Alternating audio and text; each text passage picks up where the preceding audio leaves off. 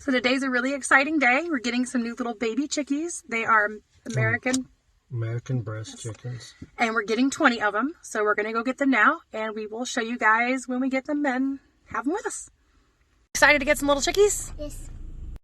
So we're almost there. We are about a minute or two away, and we should be getting our little chickadoos soon. Here they are. We've got them.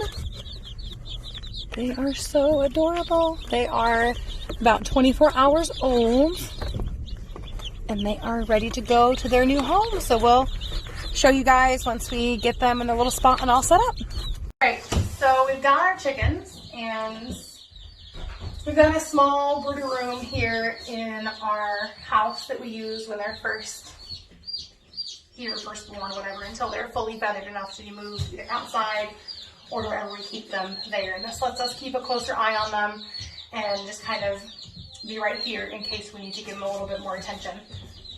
Normally I have this set up well before they get here, but it's been a little crazy, so I haven't had that done yet. So we're actually going to do it now together. So I always clean this after each use. You can see it's older, so it's got some stuff on it, and that's okay. It's been cleaned and sanitized and ready for these next chickens. And you might have to excuse the camera angle. You probably won't be able to see me, but that's okay.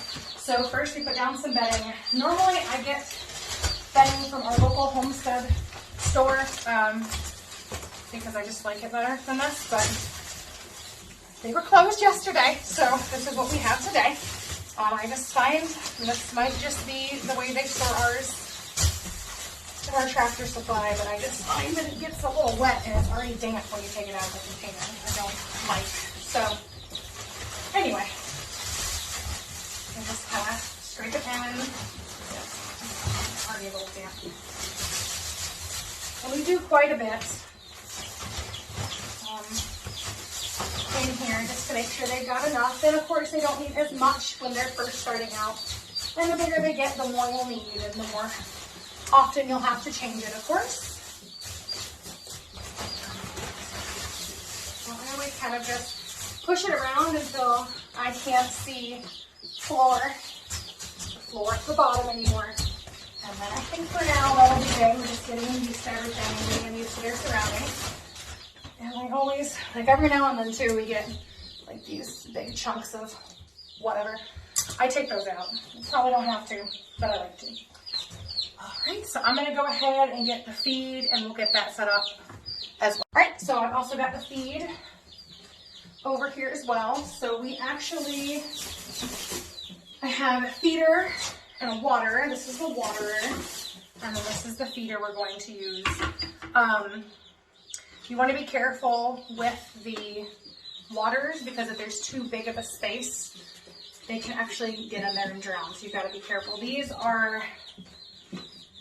We'll probably put something in here in the bottom to stop that because it's still a little bit of a bigger opening than I would like.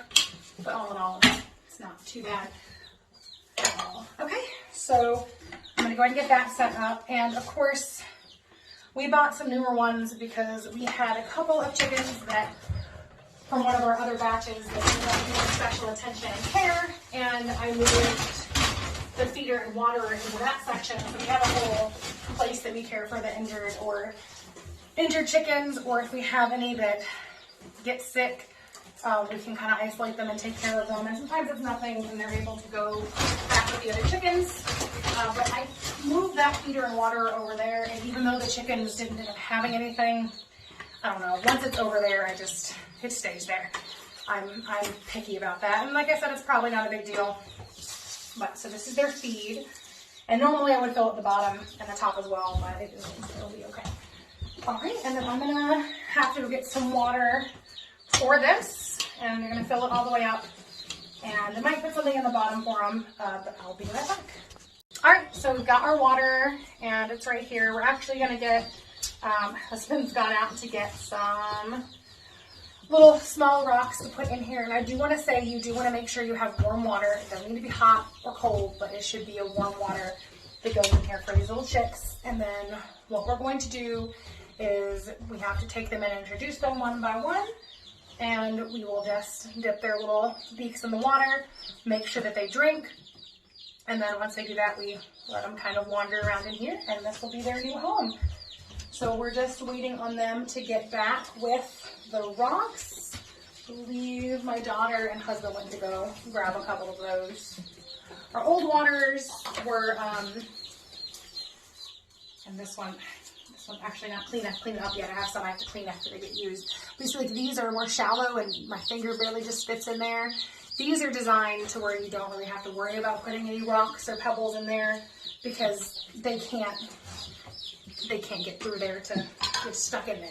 But these are big enough that as small as they are, they can easily drown themselves, and that we don't want. So that's something we always do try to do. All right, so we've got some rocks here. We're going to, thank you, put these in the water, and that just makes sure that they can't get their little heads in there too far to where they can drown. So I just kind of scatter them around here. Amelia went and got the rocks. Yeah, my daughter went and got some rocks to put in here and just space them out. It's okay if they stick up, they can still get to the water and they'll be fine.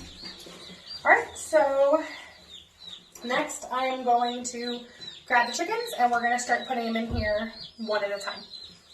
So I've moved the box in here, and that makes it easier for us to be able to, they're a little loud, it makes it easier for us to be able to move them over. So what you do is you're going to grab one very carefully like this, and we got to show him or her where the water is. So you just take them over to the water, and you're going to dip their little head in. What you're looking for is for them to swallow. So I don't know if you can see, but he's swallowing, or she. So we can put this little dude in there, and you just do that for the rest of them. And that way they know where the water is.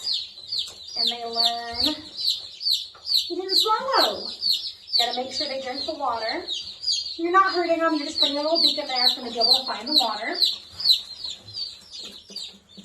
Right, and my daughter is a huge help with this. She always does an awesome job. Good job, okay? And it's really important that if you have little ones that do help with this, that they understand how fragile these birds are and that you're very careful with them.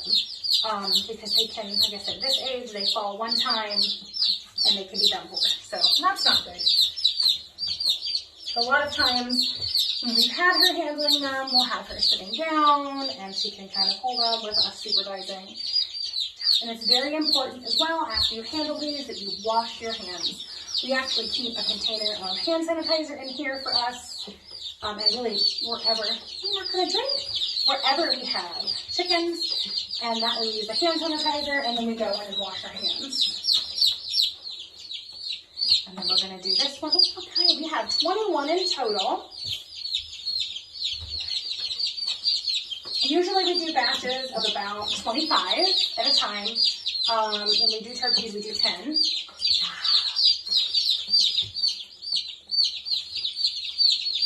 And the biggest batch we had done was 100, and that was a lot. You know, it was I think our third batch of chickens we had done. And it was, 100 chickens was a lot, wasn't it? Yes, it was. We still have some of them, actually. You know, we do use, it's okay, you guys. We use our chickens for various purposes. So we have some for meat birds and some for egg layers. These, actually, we're hoping we'll be able to get eggs from incubate, and then we'll be able to have our own chickens, and then those will be used more than likely for meat, perhaps some for eggs. Okay.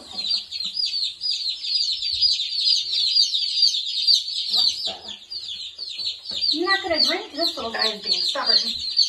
And usually they could probably figure it out on their own, but this just was how we were taught to do it, so it's what we've done. There's a nice one. You want to try one? Yeah. Okay, so you hold them very carefully. Remember how to hold them very carefully. And then you put his little beak in. A little bit of help. Okay, hang on. Give a little beak. Good job.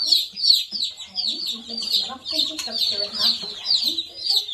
Sometimes it's a little hard to get him at the right angle. Little dude. There. She does a very good job with the chickens. She's quite the helper here on the homestead. And she also likes to help with our cows and our turkeys. What's your favorite animal that we have, do you think? Brisket. Brisket is one of our cows. Brisket and Ruby and turkeys and these toys. So she likes all of them. And she has a pet chicken named Feathers. And Feathers, do you want to tell them what you got Feathers today at the Homestead store? Yeah, I got that red hat. She got Feathers a red hat. So we're going to see if Feathers will wear her red hat. It's a hat they make just for chickens. So she thought it looked kind of neat. I'll get him. And we're going to see if Feathers... Can I get that one? You can pet that one, yes. Can I hold it? No, let's just pet them. Remember, they're small. I got this. We're going to see if Feathers will wear a hat for us. You guys might get to see that a little later, too. We'll see what happens with that. Just tap it. And last one. Just tap it slowly. Here.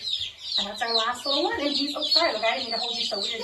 All right, and so they're all in there now. So I'm going to go ahead and get this box out, move a couple things around, and I'll be back just to wrap up the setup process. All right, so the last step here is that we have a heat lamp that we use, and I know there's plenty of debates on using heat lamps and then using the little heated floor, the little heated beds. We use this. Now we have, it's of a very specific way. We actually have it's actually I won't say industrial, but a pretty heavy lamp stand, and we've converted it to where we're able to hang the lamp from there. It is very thick chain. I don't think you can see the chain, but for this chain to fall, if something happens to this chain, something was going to happen to the entire house anyway, because for this chain to break and this lamp to fall, it would have to be somebody purposely doing that, or, like I said, something monstrous coming and ripping it apart. So that part of it is safe, and we have it set up where we can raise and lower it. Now, this isn't like a how-to video or anything, but I'm just wanting to share kind of what we do with ours and some of the information that we've gained throughout the, I guess, past year and a half of us working with our little chicks. And one thing is we periodically check them. We normally have a temperature, a thermometer in here. Ours has vanished, so we'll have to get another one. We also have a laser temperature reader that we use to come in frequently and check the temperature in their bed. We make sure that everything is where it needs to be. Our intention is to keep as many of these as possible for the purpose of being able to hatch more chickens. So right now, we don't know what these are. We do not have them sexed. It's just a straight run. We get what we get. So we do have 21, so it's not unusual to see a loss here when you do a group of chickens. We typically have had a fairly good rate with all of the batches we have done. So we are hoping that we'll have the same with this, and hoping that we end up with a decent balance of roosters to hens so we can keep as many as possible.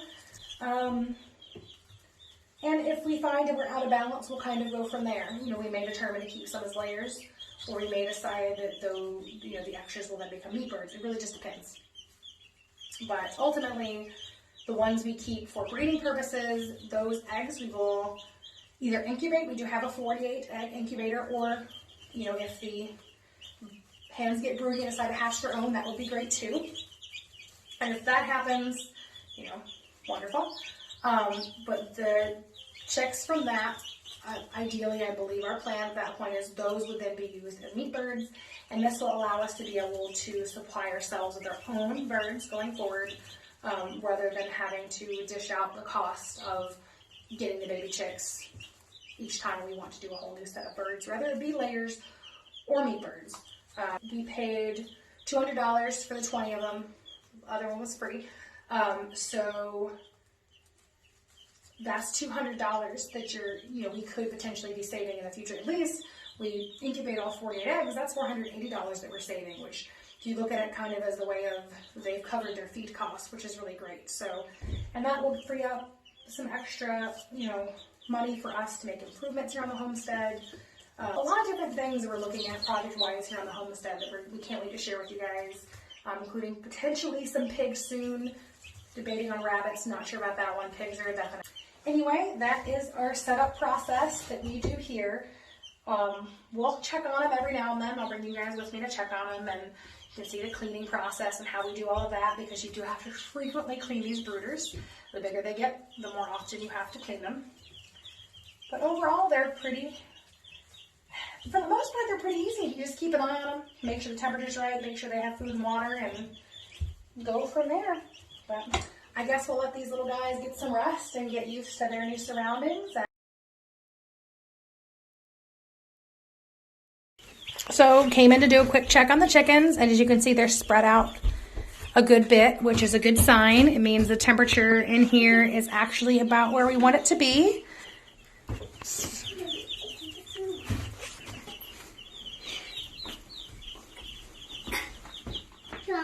Hey, just checking on the chickens. Can you hold one of them? Can you hold one? Not right now, because they're getting used to their little area.